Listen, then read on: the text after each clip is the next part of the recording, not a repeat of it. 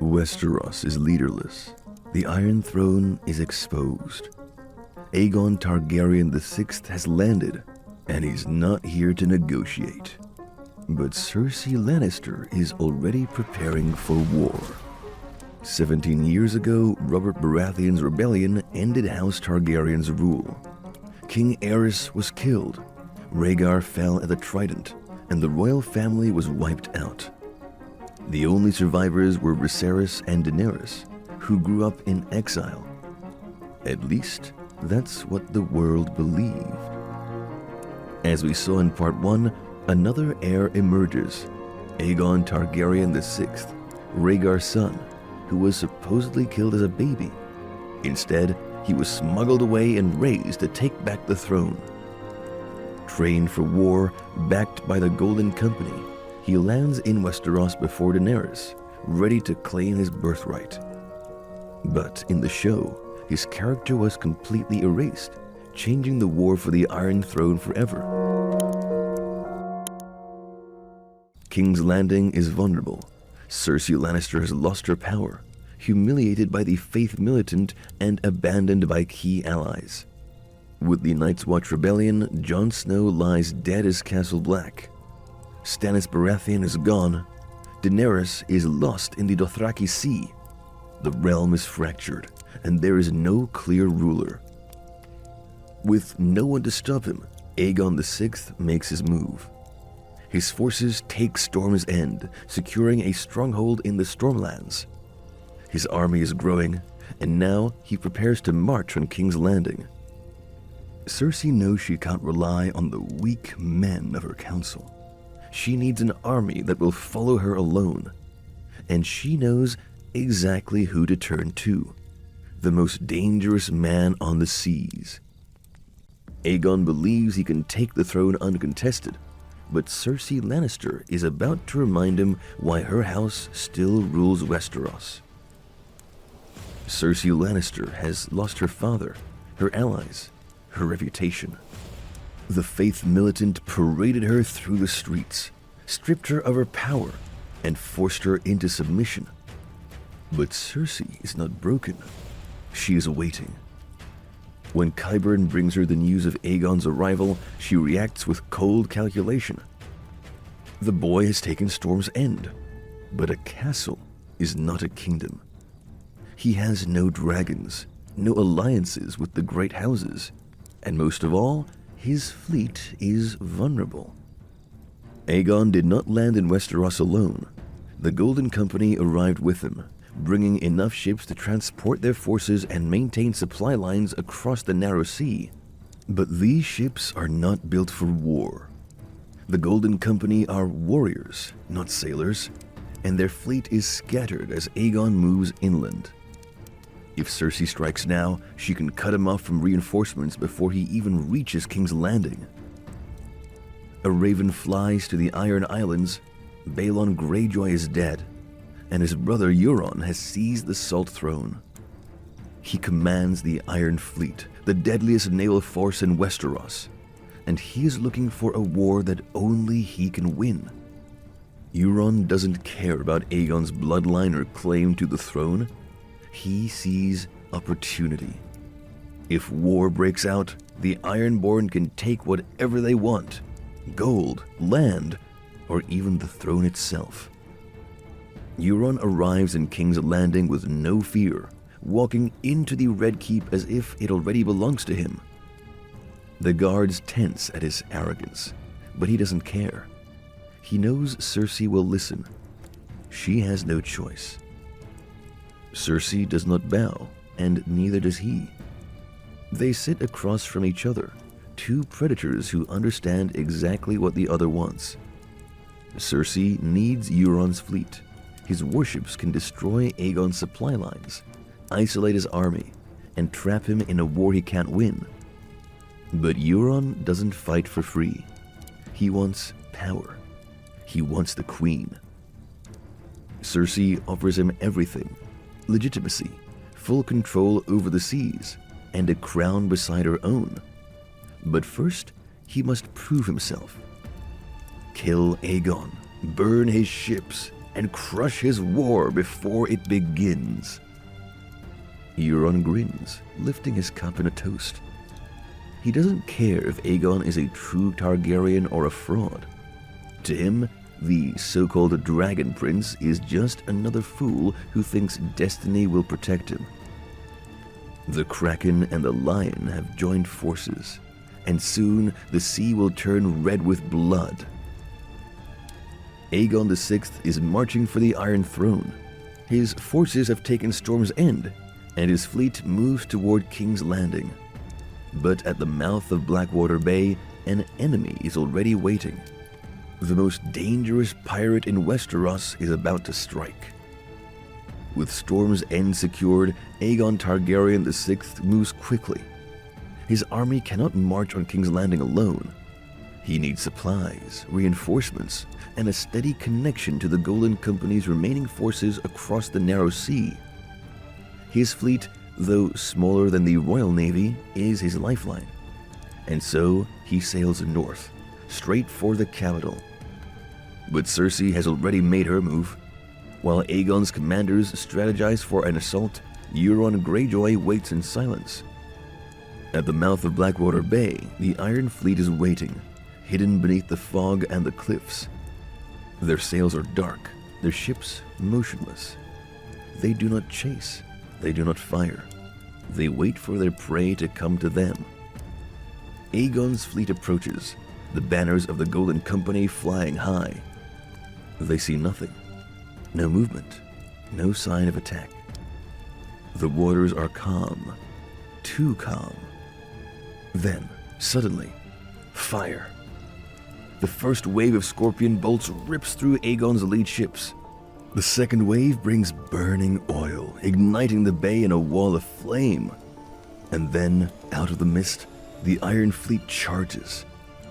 Euron Greyjoy does not fight wars. He butchers them. The Ironborn slam into Aegon's fleet, their warships tearing through wooden hulls like paper.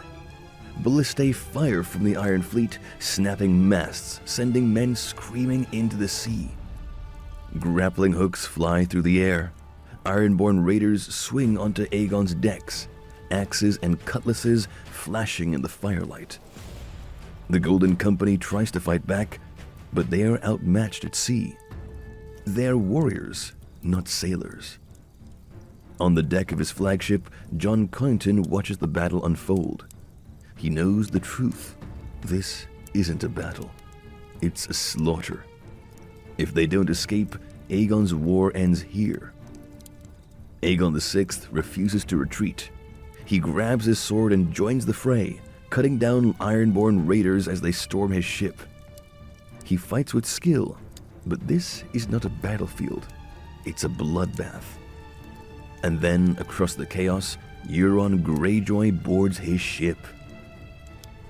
Jon Connington is wounded, dragged away by his men as the battle rages.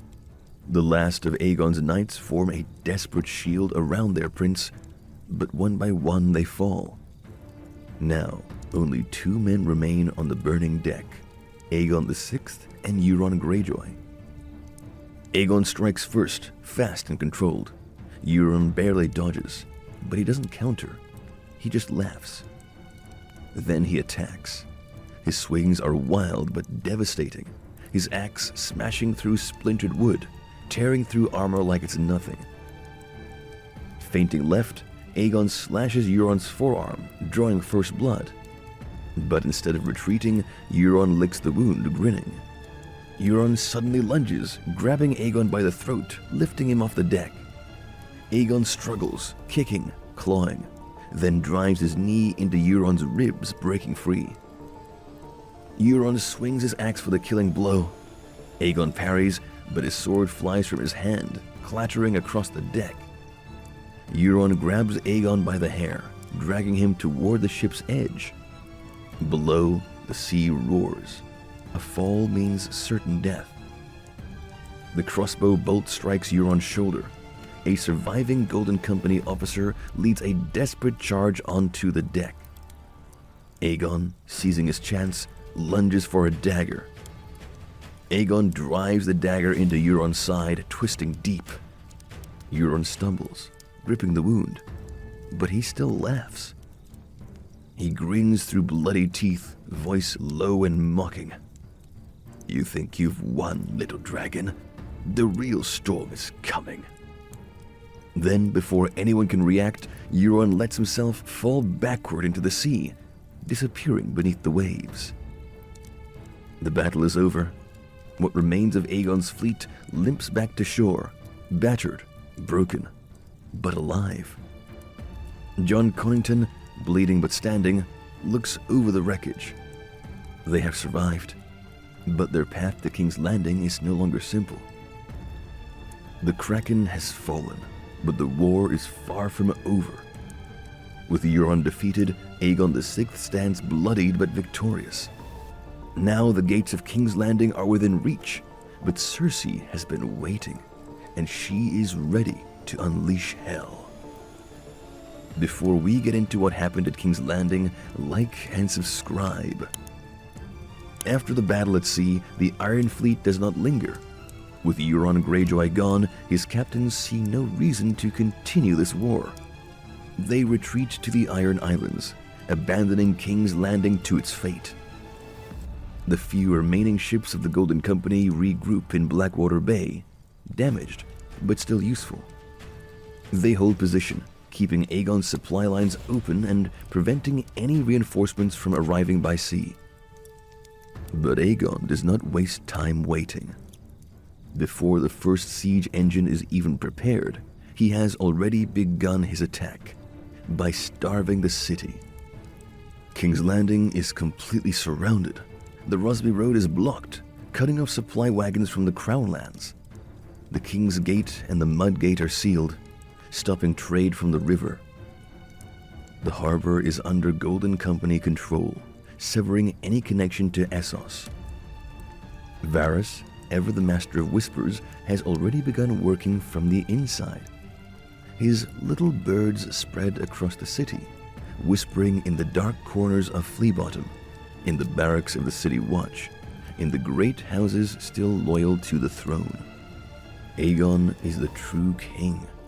Cersei hoards food for herself while the city starves. She will burn the capital rather than save it. The boy outside the gates, he is Rhaegar's son, and he will not burn King's Landing. The city is beginning to turn against its queen, but Cersei does not give up power easily. From the ramparts of the Red Keep, Cersei watches the city suffocate. The markets are empty, the people grow restless, and her spies report rumors of betrayal. The City Watch, once loyal, is beginning to hesitate. She cannot allow this to continue.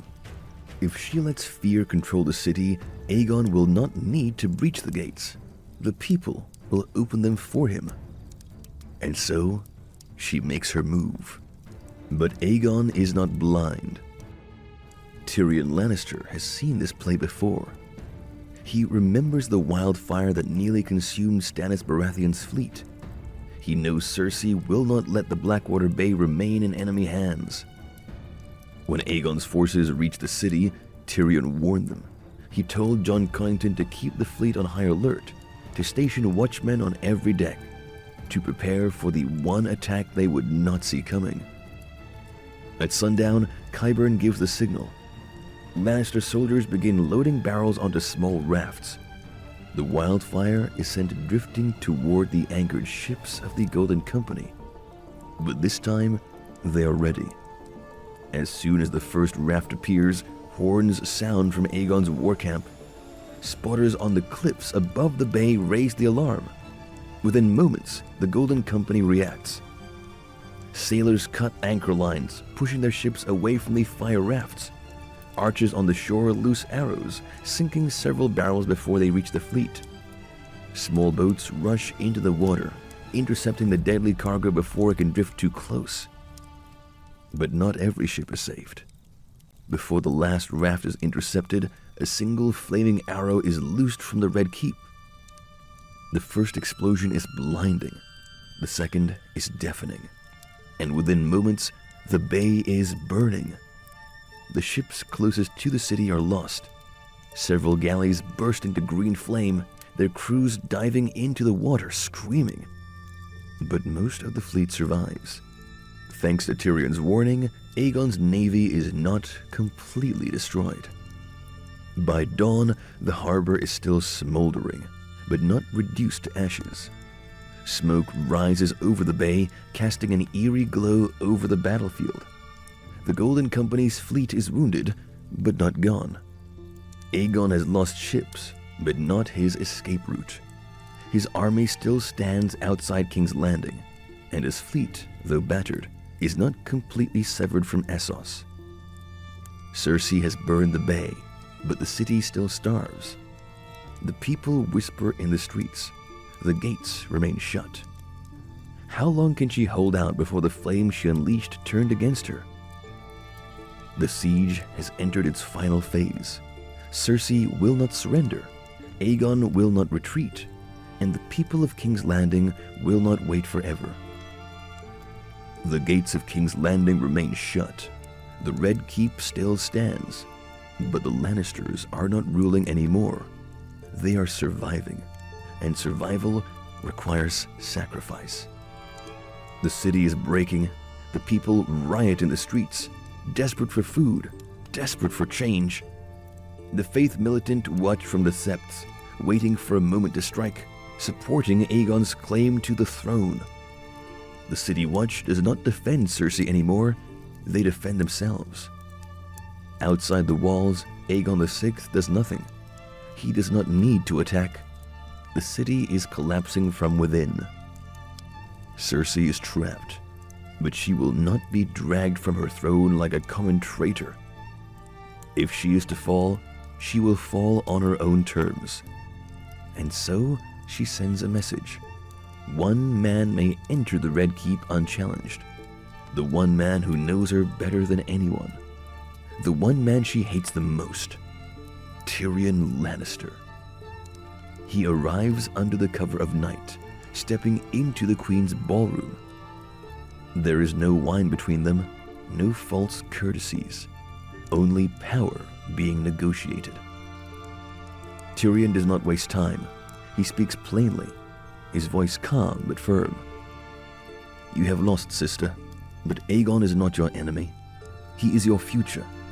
The only question is whether you stand at his side or beneath his boot. Cersei listens, silent. If she refuses, the people will tear her apart before Aegon even reaches the throne room. The terms are laid before her. The Lannisters will bend the knee to Aegon Targaryen VI. Cersei will serve in his court as Master of Coin. Tommen Baratheon will be granted the title of Lord of Casterly Rock, changing his name to Tommen Lannister, ensuring the Red Line's influence remains strong. Aegon will personally convince the Faith Militant to drop her trial, ensuring that she is not executed as a sinner. But Cersei is not the only one who must surrender. Tommen Baratheon is still king, and for Aegon's rule to be legitimate, Tommen must abdicate the throne willingly. Tyrion does not speak to Tommen. Cersei does. She finds him alone, sitting in the darkened halls of the Red Keep, his crown weighing heavy on his head. He is not a warrior, not a conqueror, only a child caught in a game far beyond his control. She kneels before him, her voice softer than it has been in years. She tells him the truth. The throne is not yours to keep, but you will not be cast aside. You will be Lord of Casterly Rock, where you will be safe, where you will be honored. The war is over. Let it end.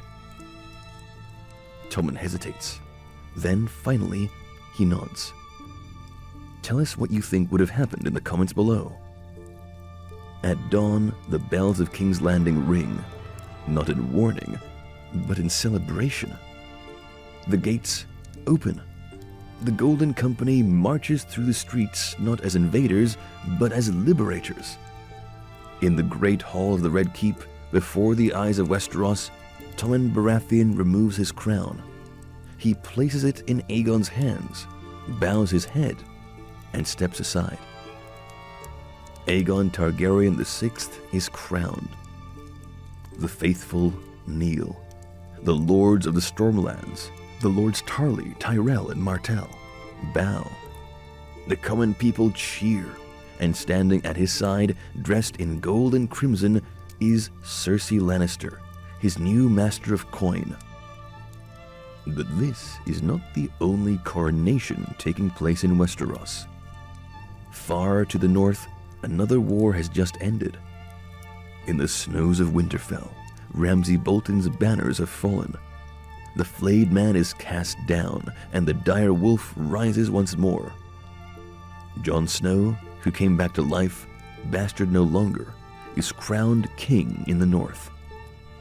And across the narrow sea, the final piece moves into place. For years, Daenerys Targaryen has waited. She has conquered Slaver's Bay, crushed her enemies, and built the strongest army the world has ever seen. But now, at long last, she sails for Westeros. As Aegon dons his crown, as Jon is hailed in the north, Daenerys watches Dragonstone rise in the distance. She has come for the Iron Throne, but another dragon already sits upon it. 3 Targaryens, 3 crowns, 1 throne. The real war is about to begin. If you enjoyed this alternate history, like, comment, and subscribe for more what-if scenarios from the world of Westeros. Stay tuned for part 3.